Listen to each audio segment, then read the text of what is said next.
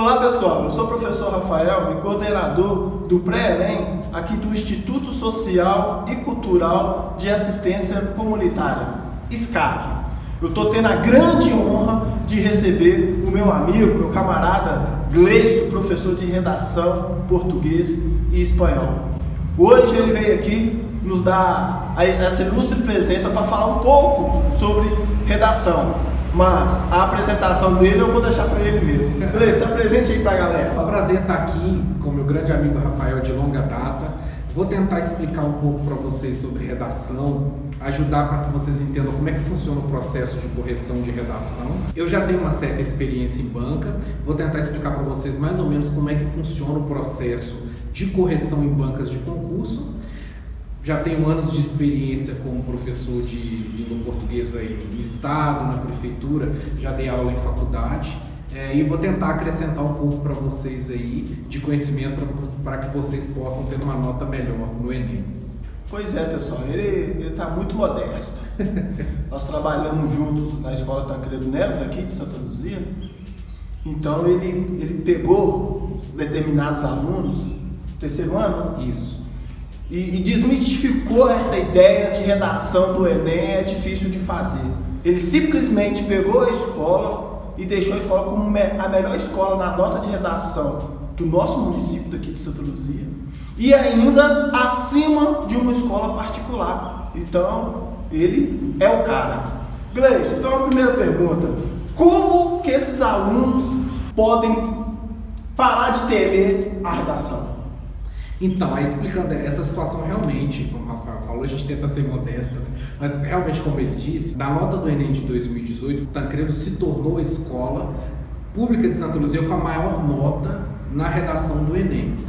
Vários fatores, mas um desses é realmente esse trabalho que ele falou que a gente tem desenvolvido de como fazer com que o aluno tenha uma nota maior. Pela experiência que a gente tem em sala de aula, a gente sabe que o aluno ele chega no terceiro ano com um monte de problemas, faltando acentuação, quer dizer, ficou defasagem pelo tempo.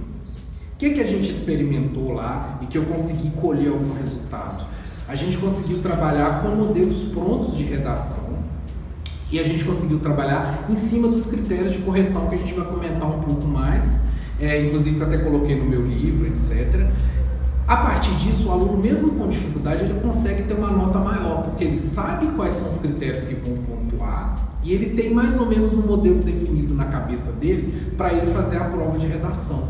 Então, o aluno ele consegue, mesmo com defasagens, vamos dizer, acertar onde a banca quer. Usando a metáfora futebolística, seria mais ou menos assim: se você escreve bem, você acha que você é um aluno que escreve bem, etc. Às vezes você escreve mesmo, mas é igual no futebol, às vezes você pode ter um volume de jogo bom e não fazer o gol. Então, o que a gente focou muito lá e qual que vai ser o nosso foco e a gente vai tentar passar para vocês? É que você faça o gol, ou seja, você consiga responder aquilo que a banca pede de você, porque afinal de contas é isso que vai ser julgado no final das contas. Você disse uma coisa muito interessante aí, você trabalha em cima daquilo que a banca quer. Então, qual que é a temática da banca do Enem? O funcionamento das correções da prova do Enem e de outras provas, a gente está usando o Enem como exemplo, mas serve para outras bancas.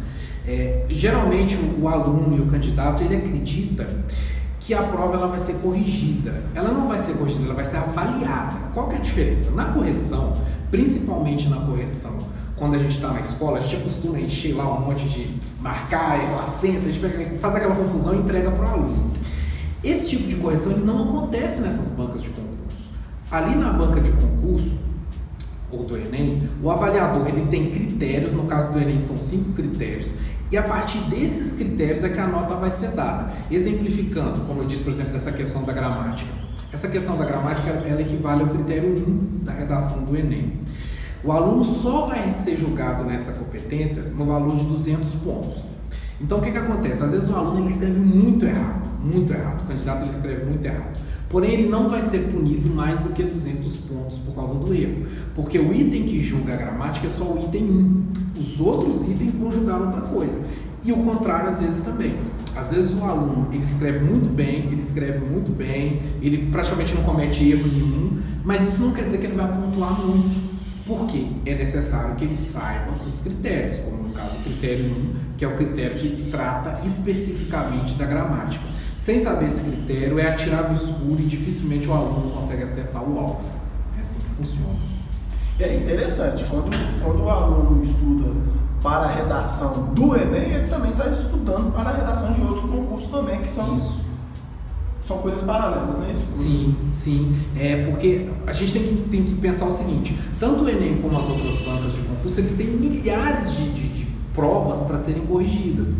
Então não tem como que o critério de correção do corretor que está trabalhando ali, esse critério dele seja uma coisa subjetiva.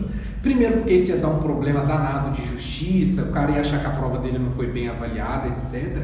E segundo porque seria contraproducente. Você imagina o cara ter que corrigir 100 provas por dia, tudo com critério subjetivo, não vai dar certo.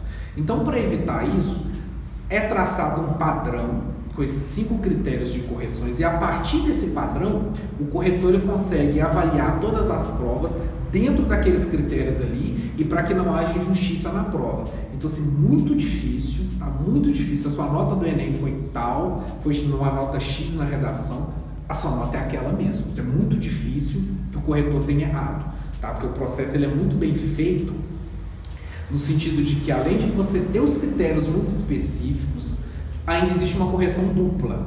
Então, assim, o corretor corrige e depois outra pessoa corrige. E tudo dentro do mesmo parâmetro. E caso haja uma discrepância, ainda vai para um terceiro corretor para que a coisa fique mais ou menos dentro do padrão. E se mesmo assim houver discrepância, existe um quarto corretor. Então a nota ela é muito calibrada nesse sentido, porque é um processo feito em massa mesmo, né? Então a gente tem que lembrar como é que funciona mais ou menos assim. É claro, isso que você, né, no decorrer do nosso curso aqui do Enem, você vai explicar várias outras determinadas. Isso. No decorrer do Enem, você vai explicar como que funciona, como que deve ser feito a redação. Mas, de antemão aqui, o que o aluno não pode errar de jeito nenhum numa redação do Enem? Bom, a gente tem coisas que já dão 0 de cara, né? Por exemplo, se o aluno deixar alguma frase solta, vamos supor, o aluno ele terminou a prova, saltou uma linha e escreveu embaixo um pensamento, escreveu lá, Deus é fiel, ou escreveu, tomara que eu passe. Qualquer coisa que esteja fora do corpo da prova é 0 na hora. O objetivo disso é evitar que, de certa forma, o aluno passe uma mensagem subliminar para o examinador, que é muito difícil, porque é aleatório, não tem nem como saber, mas para que ele possa ter algum tipo de vantagem. Então essa é uma das coisas que o aluno não pode fazer de forma nenhuma.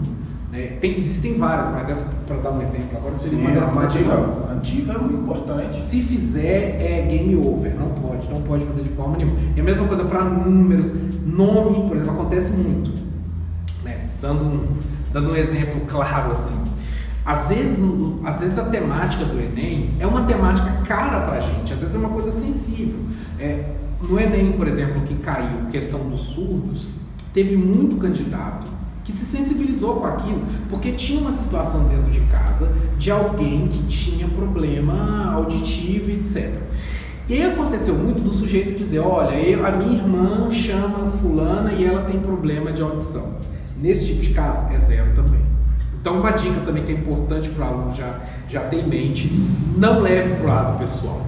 Pode cair um tema sensível para você, pode cair um tema que você tenha na família, pode cair um tema que realmente te faça bem ou te faça mal, mas não leve para o lado pessoal, porque a prova não está ali, nem para você desabafar, nem para você xingar ninguém, nada disso. A prova está ali para você mostrar que você tem um certo domínio, uma certa competência no texto escrito, nada mais. Então tente se manter mais ou menos nessa linha. Normalmente você tem que ser imparcial, né?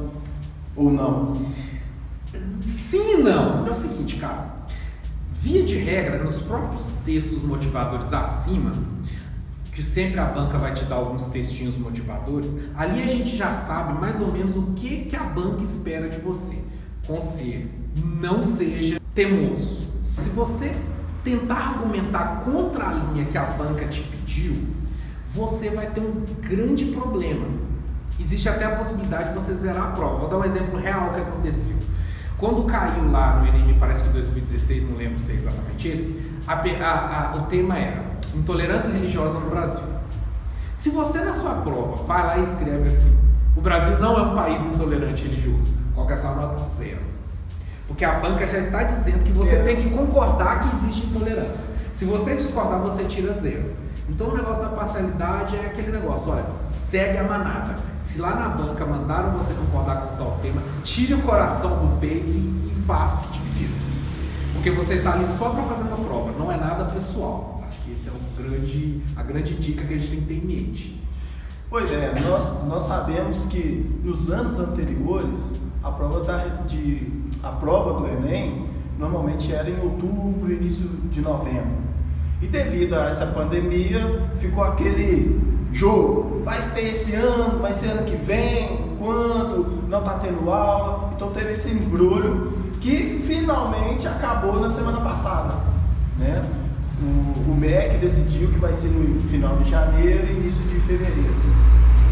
Aí eu te faço a pergunta em cima disso por causa da pandemia. Há uma grande possibilidade, eu acredito que enorme, que a redação esteja voltada para o lado de vírus, de doenças, alguma coisa nesse sentido, de pandemias anteriores. E o que o aluno, caso caia este conteúdo, o que o aluno pode falar? Acredito que não vai cair sobre o coronavírus, mas pode cair sobre a pandemia do século XVIII, por exemplo, que dizimou a metade da Europa, alguma coisa nesse sentido. O que você, isso aqui é só sugestão, posso estar viajando aqui, o que você diria a esses alunos, o que eles podem escrever nesse momento? Olha, é o seguinte, aquela história, todo ano a gente sempre tem um profeta lá que ele quer adivinhar qual que é o tema, todo ano é raro. Porém, dessa vez eu acho que pode acontecer, não estou dizendo que vai, pelo amor de Deus, não estou falando isso, pode acontecer de realmente ter isso, porque todo ano o aluno sempre fica preocupado, qual que vai ser o tema, que é sempre o assunto que está em voga, e esses cursinhos e tal, o pessoal sempre fica falando que você tem que prestar atenção no assunto que está em moda, etc. Nunca caiu, jamais. Mas dessa vez, como é uma coisa assim mundial, muito diferente, muito diferente, é sim possível, é possível, e também acho que dificilmente vai cair coronavírus, não vai. Mas alguma coisa relacionada, algo tipo, sei lá, como vai ser o novo normal, alguma coisa assim, é possível. Então, dessa vez, realmente é possível que o tema que esteja na moda caia. Beleza, então é possível, então nós estamos dizendo que vai cair. Diante disso, o que acontece? Uma das técnicas que a gente tem trabalhado com os meus modelos, que eu coloquei no meu livro, que a gente usa lá na escola, descrição do livro embaixo, que a gente usa lá na escola, etc. O aluno trabalha um modelo de redação, ou vários modelos, e a partir desse modelo que ele está trabalhando, ele vai criando na mentalidade dele o modelinho dele. Na hora que ele chega na prova, não interessa o assunto. Então, assim, qualquer tema, ele vai ser abarcado pelo modelinho que o cara já tem. O cara já sabe como é que ele vai começar e já sabe como é que ele vai terminar. Funciona? Funciona. A gente já fez em sala de aula redação sobre chulé. Eu tenho até um vídeo no meu canal, a gente já fez. Tem até um vídeo no meu canal, vou deixar aqui na descrição. Uma redação sobre chulé, dá certo. Se você tiver um modelinho na sua cabeça, claro, você não vai decorar, não se trata disso. Não é você decorar palavra por palavra e fazer. É você decorar mais ou menos um estilo ali, mais ou menos uma ordem do seu raciocínio, e aí você consegue sim, indiferentemente do tema, você consegue se dar bem na redação. Então assim, claro, a gente por um lado, a gente não sabe o tema, é possível que seja esse daí mesmo, nesse caso, nunca foi, mas dessa vez é possível. E você tendo o seu modelinho na cabeça, aí você não se preocupa com o tema, porque o que tiver, você vai conseguir fazer. Isso aí não é preocupante. É claro, a parte principal também é fazer bastante leitura. Isso. Escrever bastante, acredito, com seus alunos lá no Tancredo, eles devem ter feito bastantes redações, né? Então é ler e ler de novo. E isso também é importante que você falou. O cara tem que produzir escrito. Então não adianta o aluno estar treinando para o Enem, ele vai lá e começa a fazer redação no computador. Não dá. Desculpa, é pegar aquela coisa antiga, você vai pegar o papel e escrever à mão. É a mão mesmo, não tem jeito. Até mesmo, né, Gleison? Há um parâmetro, tanto de concurso como nós já falamos, E do Enem também, tem a quantidade de linha, que ele não pode ultrapassar uma determinada margem. Então, seria interessante ele treinar também na própria folha de redação do Enem? Sim, de preferência, se ele puder, né? Eu vou pedir na hora da edição do canal que você deixe aqui, Rafael, o modelo aqui embaixo para os meninos baixarem de redação, para que você treine já diretamente nesse modelo, porque o que acontece? Aquelas margens ali, aquilo ali não é aleatório. O cara da banca, ele faz aquilo ali, porque como é que funciona? Já que a gente está tentando desmistificar, né? Para o aluno entender como é que funciona aquilo. Há um tempo atrás, uns 5, 6 anos, 7, 10 anos atrás, o corretor, ele recebia o papel físico, né? Ele recebia realmente a redação do cara. Chegava no maço ali, o corretor pegava e fazia o negócio fisicamente. Hoje em dia não é mais assim. Hoje em dia o corretor, ele recebe aquilo na tela do computador. Se o aluno não respeitar a margem, que é isso que a gente está falando, aquela palavra que estiver fora da margem, ela nem aparece. É exatamente. O cara nem vai ver. Olha aí, aluno, olha a dica do mestre. Outra coisa, a questão das linhas, hoje no Enem ela está pacificada, o Enem já te dá 30 linhas ali e você não passa. Mas tem concursos que o cara te pede uma redação de 30 linhas e ele deixa 50. O que é que vai acontecer se você escrever abaixo das 30? Ele nem acaba de ler, ele conta, se tiver fora dos 30, ele zero. Mas vai não, porque já chega na tela dele e nem vê. Na hora que chega a questão do concurso. Isso, mas o corretor não vai ver. Ah. Porque quando chegar para ele já vai chegar às 30. Então. Aí, aluno, olha a dica. Isso faziam antes, era tipo uma pegadinha. Usa 30 linhas, o cara usava 35. Essa 35, cara, já era. Ali o cara nem vai ler, porque ele nem vai ter nem acesso. Infelizmente, agora tem essa outra questão da linha que é importante, só um detalhe, o seguinte. Lembrando que no Enem você tem uma quantidade mínima de linhas. As 7 linhas não funcionam da seguinte forma. As 7 linhas é o mínimo. Claro, se você estudar com a gente aqui, você vai fazer muito mais do que 7 linhas. Porém, suponha que você e fez as 7 linhas. Mas dentre essas 7 linhas, você pegou uma linha do texto anterior. Sei lá, você pegou uma ideia lá e copiou ou parafraseou muito na cara os textos motivacionais que eles te deram. Se você fizer isso, essa linha não conta. Então, olha como é que isso é importante, você tem que ficar muito atento, porque o aluno pensa assim, olha, vou pegar o que está aqui em cima e vou colocar aqui no meu texto que não vai dar nada. Vai. Isso que você escreveu do texto de cima, ele é simplesmente desconsiderado. O corretor, ele considera que essa linha não existe. Então, isso vai te gerar um problema na quantidade de linhas. E vai te gerar um problema também na hora dele contar a nota, que ele vai dizer que você ficou baseado demais no texto anterior, ao invés de você usar suas próprias ideias. Muito interessante, essa eu não sabia, hein? Como é que o negócio é complicado? É muito mais complicado do que a gente acha. Exatamente. Então, Gleice, é claro que para o aluno obter uma boa nota na redação, ele tem que mostrar para a banca também que ele conhece o assunto, que ele sabe escrever, tem as pontuações corretas, tem as conexões corretas. Como que o aluno pode usar esse conhecimento dele na hora de escrever no papel? Então, bom, aí vamos pensar em duas formas disso, né? Em primeiro lugar, a gente, pensando no conectivo, existe um item que é o item 4, que ele vai julgar especificamente os conectivos que você colocou no texto. Então, lembra que eu falei que no elemento 1 ele vai julgar a sua gramática? Só que no elemento 4 ele julga especificamente o tanto de conectivo que você colocou no texto. E um dos critérios, que é uma dica importante para quem está vendo, é o seguinte: entre os parágrafos é necessário que você coloque um conectivo. Então você fala, pôs o primeiro parágrafo. No segundo parágrafo ele já tem que começar com o conectivo. Então ele tem que começar com dessa forma, como dito anteriormente, tem que ter um conectivo que ligue com o parágrafo anterior. Nessa hora você fala, isso é besteira, né? Um texto de 30 linhas. Então concordo que realmente não é absolutamente necessário do texto. Porém, é um dos critérios de julgamento.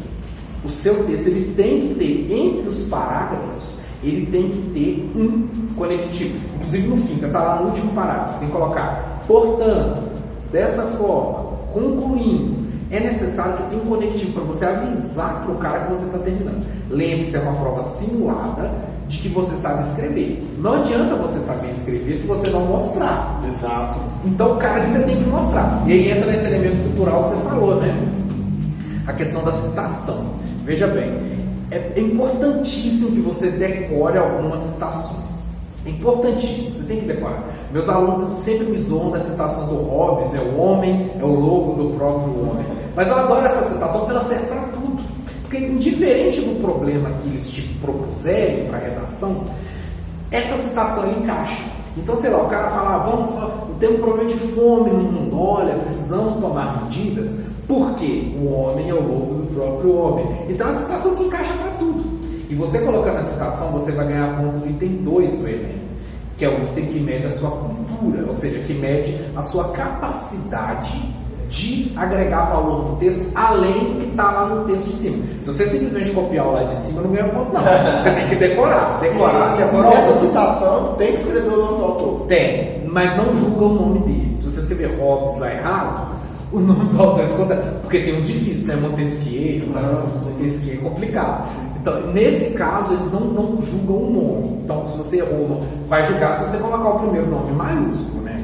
Com certeza. Agora, se você errar o nome do camarada, não tem problema. Aí vai valer. É isso aí, galera. Ó, várias dicas que o nosso professor Gleison já nos deu nesse pequeno bate-papo. E tá muito bom, não tá? Não deixe de dar o seu like, compartilhar. Fala até pros seus inimigos, viu? Deixa ele mais culto. Por quê? Aí vai parar de pegar no seu pé, pô. É, não deixa, ok? Se tiver alguma outra dúvida, deixa pra gente nos comentários aí, que depois talvez a gente grava outro, né, sei lá, e responde. A gente está fazendo um bate-papo, a gente não sabe o que vocês estão pensando aí do outro lado. Qual é o seu canal mesmo? Gleison Versosa, professor Gleison Versosa. Vamos deixar o link na descrição. Professor Gleison também tem um canal no YouTube, professor Gleison Versosa. Isso. Rolou até deu trava-língua. Gleison Versosa, tá aí na descrição do link também, vai lá, compartilha, tem várias dicas. Eu, particularmente, sempre estou assistindo, porque tem um negócio lá de vírgula, de crase. Nossa, é cabuloso. Assiste lá que você vai tirar todas essas dúvidas, né, professor? Isso aí, muito obrigado. Pessoal, quem puder, dá o like lá. Continuando. Então, professor, para a gente finalizar a nossa conversa, para não alongar muito o nosso vídeo, nos dê uma dica final, um conselho que o aluno não pode cometer de jeito nenhum na prova de redação. Então, seriam alguns conselhos, na verdade, né? O primeiro deles, para o aluno não ficar na cabeça de que a gente sabe que a prova é importante, tem um peso gigantesco, mas que ele não fique na cabeça pensando assim, olha, eu não vou dar conta, a redação bicho de sete cabeças, não é. Eu já vi muito aluno excelente, camarada muito bom, que se deu muito mal na prova, e o contrário também. Por quê? Porque se você se preparar, igual a gente está falando aqui, escreveu à mão, prestou atenção nos critérios, treinou bastante, quando você chegar na prova, a sua nota com certeza vai ser maior. Se você deixar para fazer na hora, contando apenas com a sorte ou contando com o seu talento de escrever, você vai quebrar a cara. Na hora sai. Não sai não. Não sai. O que vai acontecer é que você vai ficar o tempo todo olhando para folha em branco e não vai conseguir fazer a redação. Por outro lado, inclusive, se você estiver preparado, se você treinou, se você fez todo o caminho, na hora que você for fazer a prova, você vai ver que a sua redação vai ser feita de maneira mais rápida e você vai economizar tempo, e você vai economizar tempo para fazer as outras de marcar. Então, olha que só tem vantagens, né?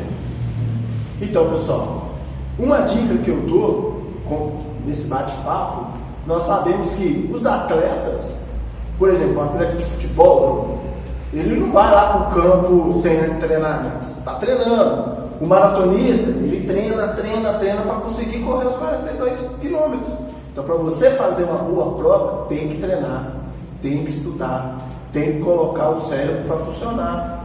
O cérebro é um músculo. Isso. E o músculo desenvolve fazendo o quê? Trabalhando.